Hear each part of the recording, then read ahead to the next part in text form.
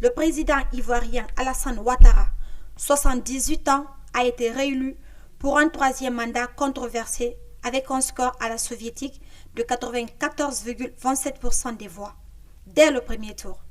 Selon les résultats proclamés par la Commission électorale indépendante CI ce mardi 3 novembre 2020 à l'aube, l'opposition avait boycotté le scrutin marqué par des violences. Le taux de participation est estimé par la CI de 53,9%.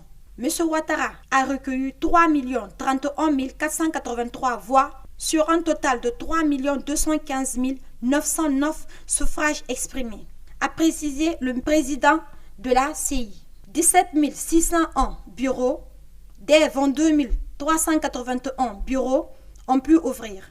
Le nombre d'inscrits pouvant voter est donc passé de 7 495 082 à 6 066 441 inscrits. Des militants de l'opposition ont saccagé ou empêché l'ouverture de bureaux par endroits. Selon les scores annoncés par la CI, le candidat indépendant Kwadjo Konan Bertrand arrive en deuxième position avec 1,99% des voix, 64 011 voix.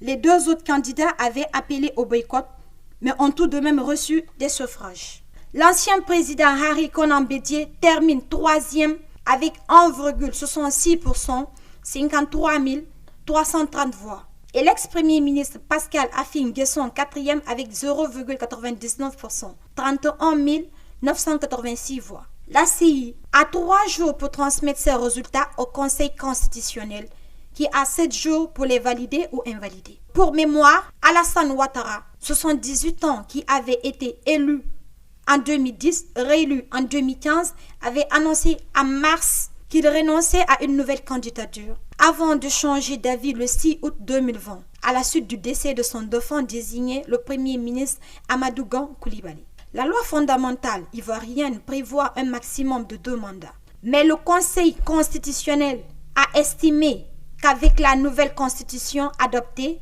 en 2016, le compteur des mandats présidentiels a été remis à 0, ce que l'opposition conteste. Un peu plus tôt, lundi, l'opposition a annoncé qu'elle avait créé un Conseil national de transition, présidé par M. Bédié, dans le but de former un gouvernement de transition. Au moins 9 personnes sont mortes lors des violences. Avant l'élection, une trentaine de personnes avaient péri dans les troubles et des violences intercommunautaires. Les Ivoiriens sont toujours animés par la crainte d'une escalade des violences. 10 ans après la crise post-électorale de 2010-2011 qui avait entraîné 3000 morts.